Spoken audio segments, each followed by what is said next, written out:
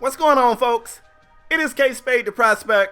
I am YouTube's best kept secret. I'm also the leader of the Wolfpack, and I'm back today with my much anticipated off-season video for my NCAA Miami Hurricanes Dynasty series. I gotta make sure I let y'all know that it's Canes up over here. Before we go to the off-season, man, we're looking at some new records that were set or broken this year. You see, Brad Kaya has broken Ken Dorsey's record for career passing yards. It was set just shy of 10,000 yards. Brad Kaya got it at 12,000 yards. Crazy stuff right here. Braxton Berrios has actually broken Leonard Hankerson's reception record for a season. It was set at 72. It's now set at 100. That's going to stick for a while. The tight end Jerome Washington has broken Stan Dobar's record.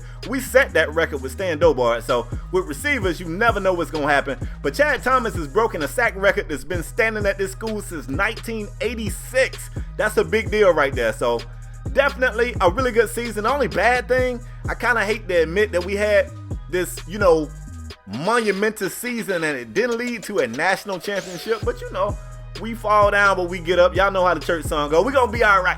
We're going to be all right. But the first thing we got to do is get into this offseason, see if we can grab a few more of these players that, haven't committed yet, and especially some of these 5-stars. So we're looking at 2 5-stars for sure. I think 3 or 4 of those guys are 5-stars, but I know the receiver and the backer. So here we go. Before we can get into that, players leaving. Look at all those players going to the draft, man. Chad Thomas, of course, he's a first-round draft pick. They got Brad Kaya being a second-round draft pick. That's a Bally Yoga stretch for me, but we're losing a lot of talent.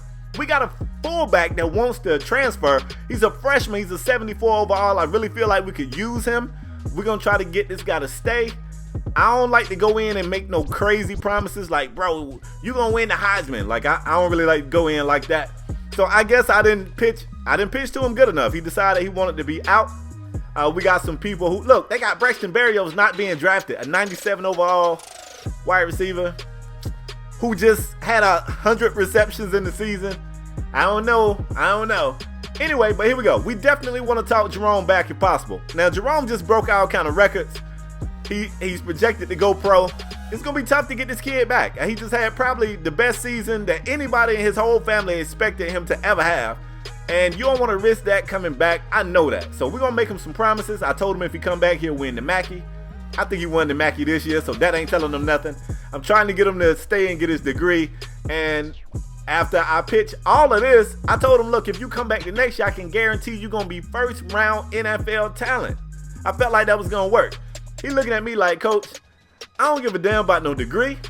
I already won the Mackey, and I'm going to be first-round talent this year. Oh, I ain't say second, did I? Hold up, what did I say? Oh, yeah, I goofed up. I should have told him first round. I told him second. He dipped. So anyway, we couldn't save any of those people. That's cool. Let's get into the offseason. To me, my most important person we want to target is Thomas McNair. He's an 81 overall. He is the #1 backer in the nation. 5-star blue chip talent. I would like to go after Trent Coleman, but we got locked out right before the regular season ended. He's the #1 QB out there. And we kind of doing something different with QBs anyway. Now, you guys know that we just lost Brad Kaya, who has been the staple at this school since we started this series. The backup, not just one, like all of the backups, they are dual threat quarterbacks. So you guys are going to see Miami run a completely different offense next year when I get back there. Malik Rozier is going to be the starter, I'm assuming anyway. That's Kaya's backup in real life. And he's a dual threat. So we might mess with some options. We definitely going to spice it up. We're going to open the playbook even wider. And I feel like that's going to make us a better football team. And that ain't no knock on Brad Kaya. But Kaya's not that fast. And if you do run with him, I'm always worried that he's going to fumble because his carry rating and all that stuff is really low. That's not what he does. He's a pocket passer and he's a damn good one. But we're going to do something different next year. You guys are watching me spend my 15,000 points. I like this part of the game. I tell y'all this every time I get into the offseason. It's a little tricky though because you have no idea how many points these other schools are willing to spend on these people. So you have to pick your spots, and that's exactly what we did. So we're going to advance to signing day. We're going to see who we got. If we got anybody, I'm hoping we got McNair. If we didn't get anybody else, I hope we get McNair. Let's see what happens. There we go. Thomas McNair commits to our school. We didn't get the wide receiver. He went to Ole Miss. Trent had locked us out anyway. We did get a halfback, David Phillips. We halfback you anyway. Like, I got halfbacks on the roster. It's going to be years before that kid even touch the field unless he just come in and be phenomenal. So, I'm okay with it. We got Joel Brooks, a 71 defensive tackle. We don't need him to play right now, so we can redshirt that guy. Really, we can redshirt all of these guys. I don't know if I'm a redshirt McNair yet. I just don't. 81 true freshman. Like, we can throw that guy on the field and he can be a beast. I don't know. We're going to see. I'm jumping ahead, though. Here we go. I go back through the look. We actually won Thomas McNair by 390 points. That was close. We just barely missed out on that athlete right there. We missed out on these guys by a lot. I didn't care about the tight end. And we got some, 3 stars and 4 stars. You got to get those people, y'all. You got to fill your roster out. And if you don't sign these people, what happens is the game creates walk-ons for you. And they be trash. They be like 1 star, 2 star. They be 1 star. I don't want those guys. So we're going to go after some 3 stars. We ain't too good for that. Looking at some of the guys that we did lose.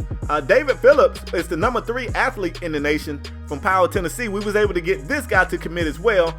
Not sure what he's going to be. And Trent Coleman is a pocket passer. He going to be a stud. Where did he go? Was it Kansas? We're going to keep an eye on him. Just like Nathan Harris. We're going to peek back in and see what that guy doing in the future. Let's move on to the next step of the offseason.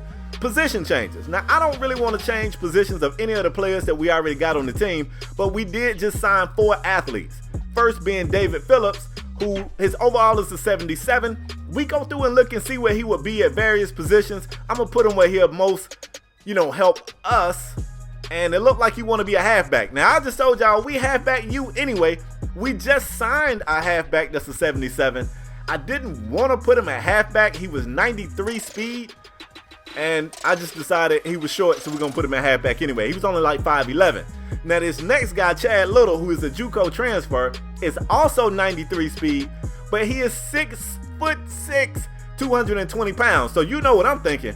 A 6'6" red zone threat with 93 speed, he's going to be a wide receiver. Got to be. Now, I probably could have made him a big lanky-ass defensive back, but I like that. I like the opportunity to score. We're going to do that. Jonathan Gandy, 6'4", 220. You see this guy was a gem, scouted from Delray Beach, Florida. And you see what I did with this guy. Some of these players, man, I wish I could put them wherever I wanted them.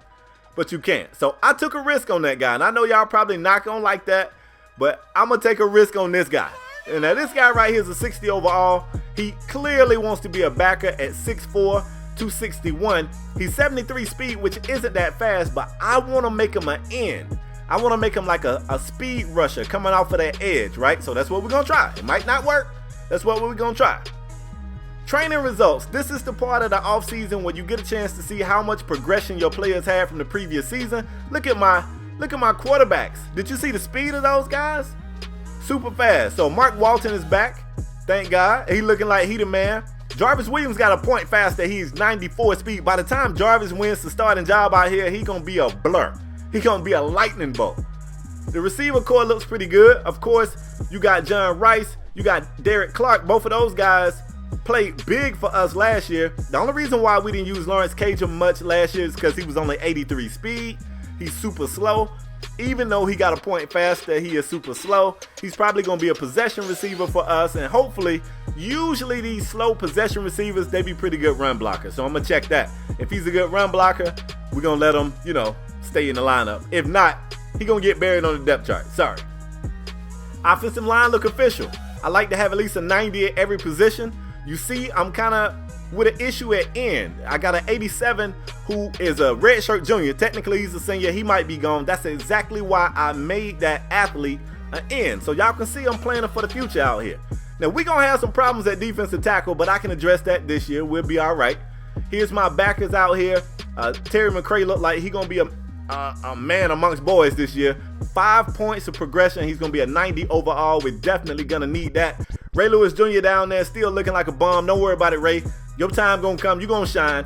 And Demetrius Jackson came back. He's a 98. He's our best player. Sheldrick Redwine is back this year. We expect big things from him. He is 99 awareness. Ryan Mays is 99 awareness. And Michael Jackson, who gained 6 points in awareness, is a 98 awareness. So my DBs, they see the future back there.